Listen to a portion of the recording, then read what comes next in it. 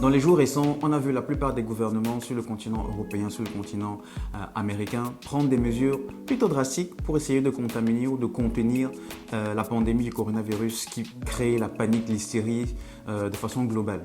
Alors, dans cette vidéo, je vais juste partager avec toi 6 faits à savoir absolument pour ne pas tomber dans cette hystérie. Donc, sans plus tarder, let's get to it. Alors, pour m'aider, je commence par faire un disclaimer. Je ne suis pas un médecin, je ne suis pas un épidémiologue, je suis juste un random person sur Internet qui essaye d'apporter un peu de positivité à un moment où c'est la panique totale dans la plupart des pays, la plupart des villes dans le monde. Il y a des écoles qui sont fermées, les gens sont obligés de travailler de la maison et il y a des commerces qui sont fermés. En France, par exemple, les restaurants, les bars et tous les commerces qui ne sont pas indispensables sont aussi fermés pour une raison indéterminée. Donc, ça crée facilement la panique. Or, il y a des faits qui montrent que ce n'est pas absolument le cas.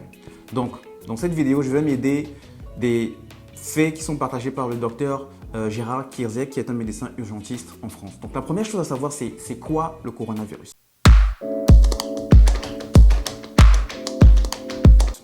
Le coronavirus, c'est un virus qui a la forme d'une couronne, d'où le nom Corona. Donc, c'est un virus dont on connaît la forme. Ce n'est pas un virus bizarre qui vient de la Chine ou un virus chinois. Non, c'est un virus qui a des symptômes qui se rapprochent de ceux de la grippe ou de la gastro. Le virus de la gastro, qui est aussi un virus hivernal comme le coronavirus, va rester sur un objet pendant 2 mois.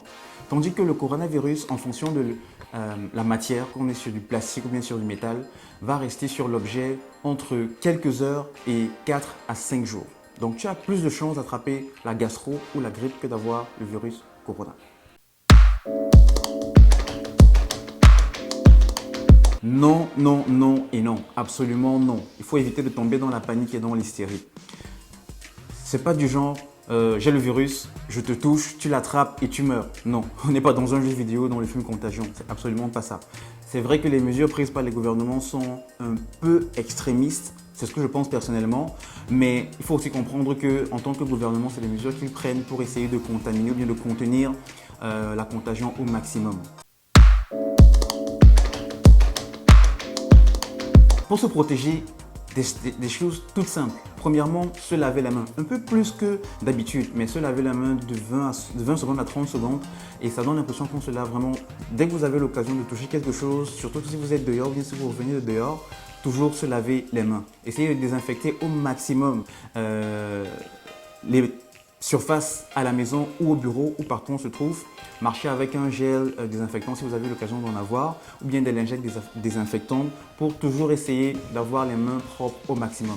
En même temps, évitez aussi de toucher son visage parce que le virus Corona est un virus qui va attaquer les voies respiratoires en pénétrant soit via la bouche, le nez ou les yeux. Donc c'est pour ça que c'est important de ne pas se toucher le visage. Je peux avoir le virus sur les mains parce que je l'ai pris soit au supermarché, soit au boulot, soit quelqu'un qui m'a touché. Mais le fait que je ne touche pas ma bouche, mes yeux, mes mains fait que je peux ne pas le transmettre ou bien il peut ne pas m'affecter même si je l'ai sur les mains ou sur mon corps. Évitez aussi les grands rassemblements. C'est pour ça qu'en France, par exemple, on a interdit les rassemblements de plus de 100 personnes. Parce que plus on est dans un milieu où on a des masses, plus on a la possibilité, soit parce que quelqu'un a été exposé, soit dans un voyage, soit dans, je sais pas, dans un bateau, soit à l'école ou au travail, peu importe. Donc c'est pour ça que c'est important d'éviter les grands rassemblements. Restez à la maison au maximum pour ne pas contaminer les personnes qui sont à risque. Et dans ce cas précis, on parle des personnes qui ont un certain âge, des personnes âgées et surtout des personnes qui ont un système immunitaire faible.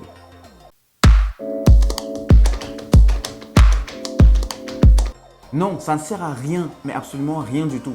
Si tu n'es pas malade, tu n'as pas besoin de porter un masque. Parce que de toute façon, si tu es malade, tu seras en quarantaine et tu seras chez toi.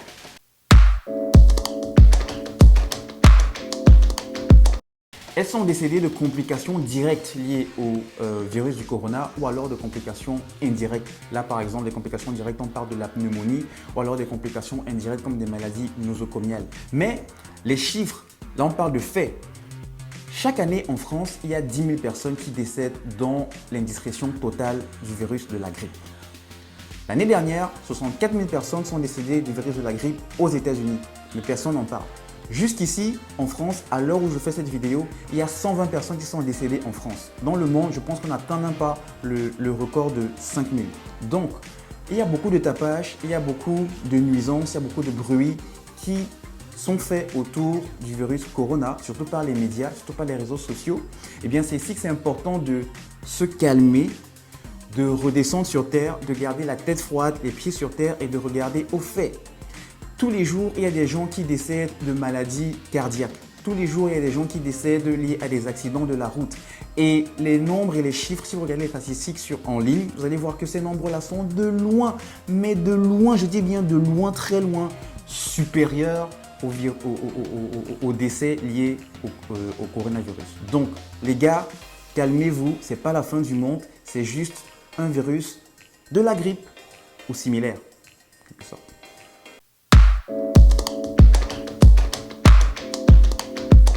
Non, on ne va pas tous mourir, bien évidemment.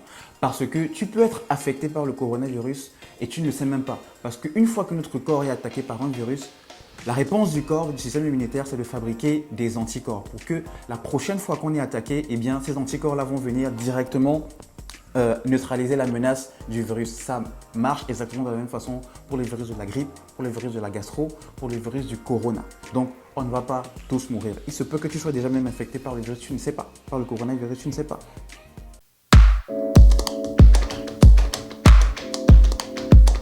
Non, il ne faut pas avoir peur pour les enfants parce que les enfants, même s'ils attrapent facilement et beaucoup le coronavirus, eh bien, ils sont affectés d'une mesure de façon très minimale et les symptômes sont très peu graves. Les études en Chine ont montré qu'il y a très peu de décès, il y a zéro symptômes qui font que ce soit d'une gravité exceptionnelle chez les enfants. Donc, pas du tout de souci à se faire pour les enfants.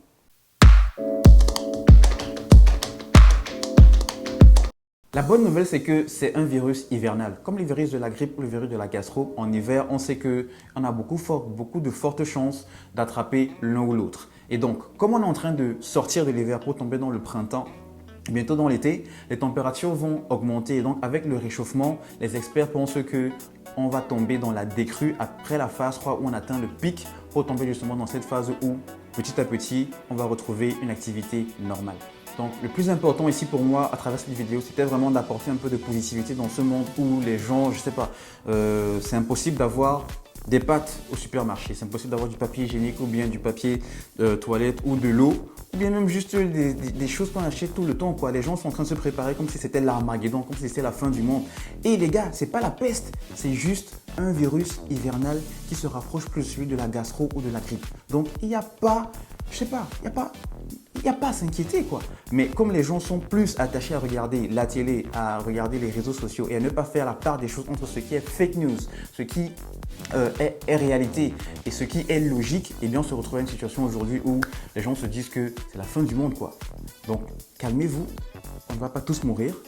On va passer par une période où les gens vont plus travailler de la maison et les enfants vont rester à la maison pour justement ne pas contaminer les personnes fragiles. Mais ça va passer. Donc, gardez la tête haute. Essayez de limiter vos déplacements et profitez aussi de ce temps pour passer du temps en famille. C'est l'occasion de regarder par exemple Netflix, de regarder un petit film, de raconter des histoires, d'apprendre une nouvelle langue. Bref, d'utiliser ce temps pour faire des choses qui seront bénéfiques à nous personnellement et à notre famille en général.